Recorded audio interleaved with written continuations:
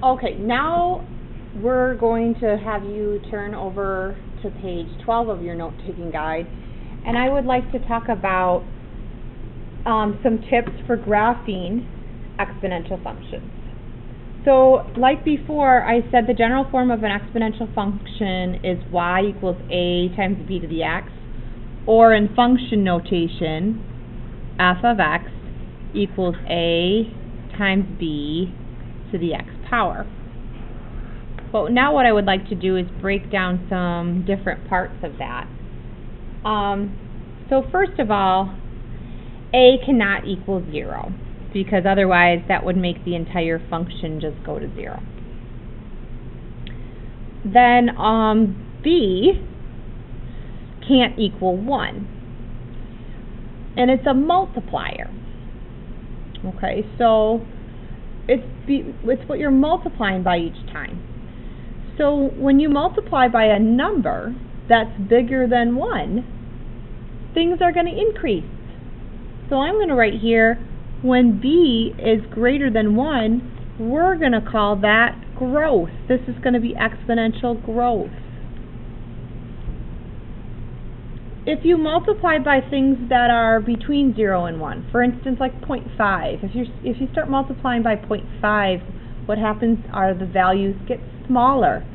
So if b is between 0 and 1, and notice here, it's not going to be 0 because we're not going to multiply by a negative number, and it's not going to be 1 because multiplying by 1 wouldn't change anything. This is going to be decay, and it's going to go down. So we already talked about how a cannot equal 0, but another really important thing about a is the y-intercept. So wait, a is the y-intercept. And b is the multiplier. Okay, so if a is the y-intercept and b is the multiplier, if a is the y-intercept and b is the multiplier, then what I'm going to do is I'm going to just plot that right on the y-axis, and I'm going to just keep multiplying by x. Alright, so when things grow, by the way, they're going to look like this. They're never going to go below the x-axis. And when they decay, they're going to look like this.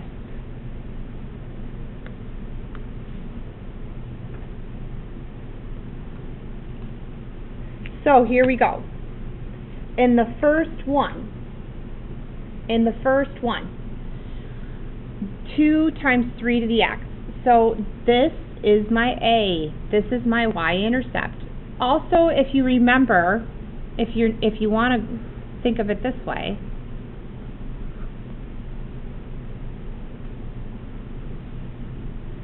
if I put 0 in here, we'd have 2 times 3 to the 0.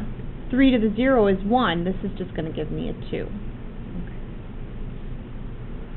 And I'm multiplying by 3 each time. So multiply 2 by 3. 2 times 3, 1 time. That's like 2 times 3, 1 time. 2 times 3, 1 time is 6. If I multiply by 3 again, aren't I going to get 18? And I'll show you what that means, though.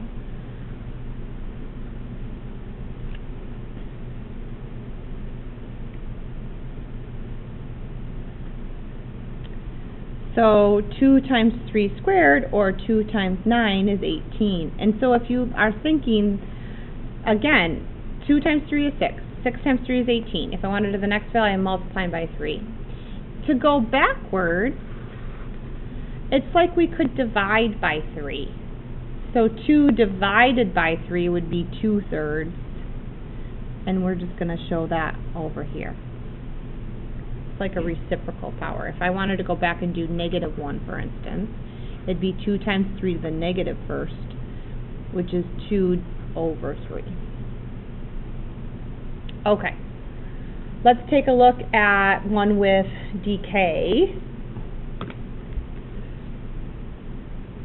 So once again, here's my y-intercept, 21,004.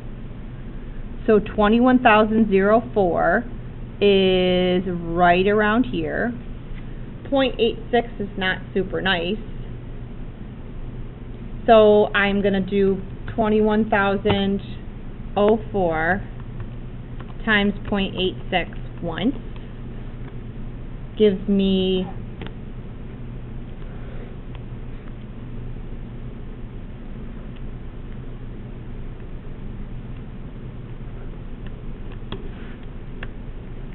1863.4. So I put that in. Let's see, 1863.4 is going to be right around here. Let's say I did it twice.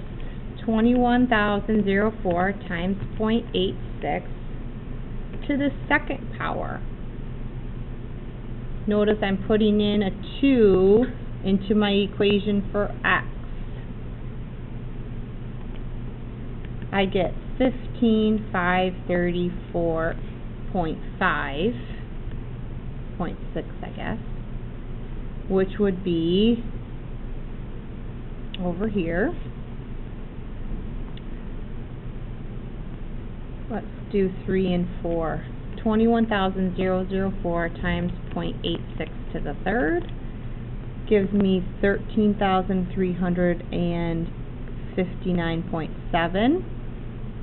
And 21,004 times 0.86 to the fourth gives me 11,489.4.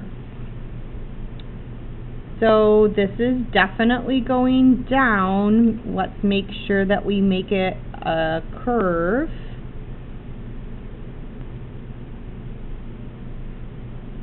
Okay. So I'm going to put some curve to it. It is exponential. I know it's exponential because I'm multiplying by 0.86. It is not decaying at a fast rate. Make sure you put some curvature to this. Alright, last thing. Let's talk about how do we find an equation. Well, first of all, let's remember that the first A is the y-intercept. So let's find the y-intercept. This one looks like the y-intercept is 100. So that means that A is going to be 100. Then I have to figure out what these points are. Well, this is 1. It goes down to 50. Then it goes to 25. Then it goes to 12.5, the y value. These are getting half as big. The y values are getting half as big. I know you want to think of multiplying or dividing by 2, but you have to multiply. Exponentially, you're figuring out what y values are multiplied by. They're being multiplied by 1/2. So I would write 100 times 0.5, or 1/2, to the x power. That would be the equation for this one. Let's take a look right here. Same deal. Looks like on this one, the y-intercept is 0,4. So when I'm writing my equation, f of x equals 4 times, I need to figure out what the y value is being multiplied by. Well, it's 0,4, and then it goes to 1/8. So as I go to the right, this is being doubled. So this would be times 2 to the x power. So that's a little bit of graphing equations, and also, if you have a graph, how to make an equation for an exponential function.